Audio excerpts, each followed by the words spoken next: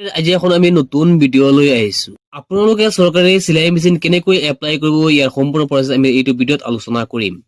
হয়, আপোনাৰ হাতত যদি এখন এণ্ড্ৰইড মোবাইল আছে তেনেহ'লে আপুনি ঘৰত বহিয়েই আপুনি এপ্লাই কৰিব পাৰিব চিলাই মেচিন। আপুনি কেনেকৈ চিলাই মেচিন এপ্লাই কৰিব আৰু কি কি ডকুমেণ্টছ লাগিব ইয়াৰ সম্পূৰ্ণ প্ৰচেছ A to Z আমি এইটো ভিডিঅ'ত আলোচনা কৰিম, গতিকে আপোনালোকে ভিডিঅ'টো অলপো স্কিপ নকৰিব। আৰু যদি আপোনালোকে আমাৰ এই ভিডিঅ'টো নতুনকৈ আহিছে তেনেহ'লে আমাৰ চেনেলটো ছাবস্ক্ৰাইব কৰি ৰাখিব, আৰু যদি ফেচবুকত চাই আছে তেনেহ'লে আমাৰ পেজটো ফ'ল' কৰি ৰাখিব। বলক এতিয়া আমি প্ৰচেছটো আৰম্ভ কৰোঁ। আপোনাৰ হাতত থকা মোবাইলটো যিকোনো এখন ব্ৰাউজাৰ অ'পেন কৰিব, তাত আপোনালোকে লিখিব মাইনৰিটিজ ইন আছাম লিখি আপোনালোকে চাৰ্চ কৰি দিব। তলত আপোনালোকে পাব আছাম মাইনৰিটিজ ডিপাৰ্টমেণ্ট বৰ্ড, এই অপশ্যনটোত আপোনালোকে ক্লিক কৰি দিব।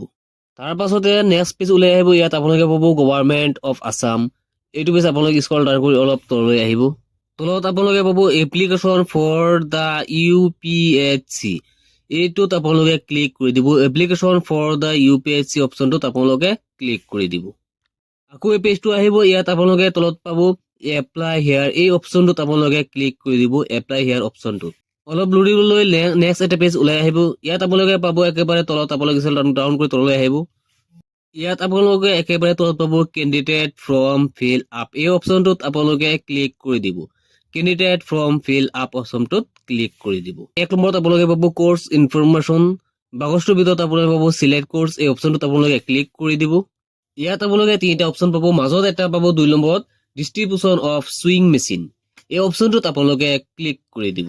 তাৰপিছত আপোনালোকৰ সন্মুখত সম্পূৰ্ণ পেজটো আহি যাব, এইটো আপোনালোকে ধুনীয়াকৈ ফিল আপ কৰিব লাগিব শুদ্ধকৈ।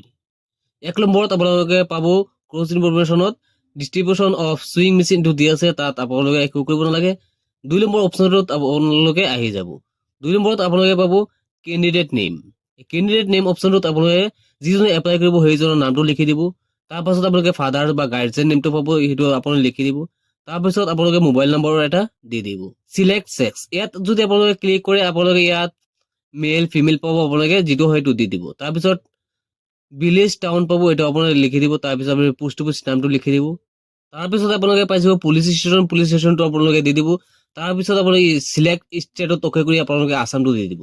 তাৰপিছত পাব আপোনালোকে চিলেক্ট ডিষ্ট্ৰিক্ট, এই অপশ্যনটোত অকে কৰি আপোনালোকে গোটেইকেইটা ডিষ্ট্ৰিক্ট পাই যাব। আপোনাৰ নিজৰ ডিষ্ট্ৰিক্ট হয় নিজৰ ডিষ্ট্ৰিক্টটো আপোনালোকে ইয়াত দি দিব। তাৰপিছত আপোনালোকে পাব চিলেক্ট ব্লক, ব্লকটো আপোনালোকৰ যিখন ব্লক হয় সেই ব্লকখন আপোনালোকে ইয়াত দি দিব। পোষ্টেল পিনত আপোনালোকে পিনক'ডটো দি দিব, আপোনালোকৰ নিজৰ যিটো পিনক'ড হয় আপোনাৰ এৰিয়াৰ সেই পিনক'ডটো আপোনালোকে ইয়াত দি দিব। তাৰপিছত আহিছে ডেট অফ বাৰ্থ, আপোনাৰ নিজৰ ডেট অফ বাৰ্থটো আপোনালোকে ইয়াত দি দিব। তাৰপিছত আপোনালোকে আধাৰ কাৰ্ডৰ নাম্বাৰ যেতিয়া আছে এই আধাৰ কাৰ্ডৰ নাম্বাৰটো ইয়াত বহুৱাই দিব। তাৰপিছত আপোনালোকে 3 নম্বৰত পাব, 3 নম্বৰত আপোনালোকে পাব কোৱালিফিকেশ্যন ইনফৰমেশ্যন, ইয়াত আপোনালোকে পাব চিলেক্ট এডুকেশ্যন কোৱালিফিকেশ্যন, ইয়াত আপোনালোকে অকে কৰিব। ইয়াত আপোনালোকে 5 পাছ 8 পাছ HSLC বা মাধ্যমিক পাছ যিটো আছে সেইটো আপোনালোকে ইয়াত দি দিব। তাৰপিছত আছে আধাৰ কোৱালিফিকেশ্যন, যদি আপোনালোকৰ আছে তেনেহ'লে আপোনালোকে দিব, নিদিলে একো প্ৰব্লেম নাই। তাৰপিছত আপোনালোকে 4 নম্বৰত পাব আধাৰ ইনফৰমেশ্যনত আপোনালোকে চিলেক্ট কেষ্টত অকে কৰি আপোনালোকে OBC জেনেৰেল যিটো হয় সেইটো আপোনালোকে ইয়াত দি দিব। চিলেক্ট কমিউনিটিত আপোনালোকে অকে কৰি আপোনাৰ মুছলিম খ্ৰীষ্টিয়ান যিটো হয় আপোনালোকে এইটো দি দিব। তাৰপিছত ৰিজনটো কি হয় সেইটো আপোনালোকে দি দিব। তাৰপিছত আপোনালোকে ইয়াত পাব চিলেক্ট প্ৰিভিয়াছ ট্ৰেইনিং, যদি আপোনালোকে আগতে ট্ৰেইনিং দিছে তেনেহ'লে আপুনি ইয়াত য়েছ কৰিব, আৰু যদি আগতে ট্ৰেইনিং দিয়া নাই তেনেহ'লে আপুনি নো অপশ্যনত অকে কৰি দিব। তাৰপিছত আহিছে এজ অন 1 জানুৱাৰী 2024, আপোনাৰ 2024 চনৰ 1 জানুৱাৰীত আপোনাৰ বয়সটো কিমান আছিলে হিচাপ কৰি আপোনালোকে ইয়াত দি দিব। তলত আছে ফেমিলি এনুৱেল ইনকাম, আপোনাৰ ফেমিলি এনুৱেল ইনকামটো কিমান হয় এইটো আপোনালোকে ইয়াত লিখি দিব লাগিব। 5 নম্বৰত আপোনালোকে চিলাই মেচিন এপ্লাই কৰাৰ বাবে কিছুমান ডকুমেণ্ট আপলোড কৰিব লাগিব। সেই ডকুমেণ্ট কেইটা হৈছে কেণ্ডিডেট ফটো, যিজনে এপ্লাই কৰিব তেওঁৰ একপি ফটো লাগিব, সেইটো JPG আকাৰত হ'ব লাগিব আৰু 100 কপিৰ ভিতৰত হ'ব লাগিব। এইটো কেণ্ডিডেটৰ চিগনেচাৰ, এটা হোৱাইট পেপাৰত চিগনেচাৰ কৰি এইটো 100 কপিৰ ভিতৰত JPG আকাৰত ইয়াত আপলোড কৰিব লাগিব। চুজ অকে কৰি আহিলে আপোনালোকে আপলোড কৰিব পাৰিব। তাৰপিছত আপোনালোকে পাব আইডেণ্টি প্ৰুফ হিচাপে আপোনালোকে ভোটাৰ ID, আধাৰ কাৰ্ড, পেন কাৰ্ড, এনি আধাৰ ডকুমেণ্ট আপোনালোকে ইয়াত আপলোড কৰিব লাগিব। এইকেইটা আপোনালোকে অনলি PDF আকাৰত আপলোড কৰিব লাগিব, আৰু এইকেইটা হ'ব লাগিব চাইজটো 500 কবিৰ তলত হ'ব লাগিব। চুজ ফাইলত অকে কৰি আপোনালোকে আপলোড কৰি ল'ব। তাৰপিছত পাব আপোনালোকে এড্ৰেছ প্ৰুফ হিচাপত আপোনালোকে আধাৰ কাৰ্ডটো আপলোড কৰিব, সেইটো অনলি PDF আকাৰত কৰিব লাগিব আৰু 500 GB ভিতৰত।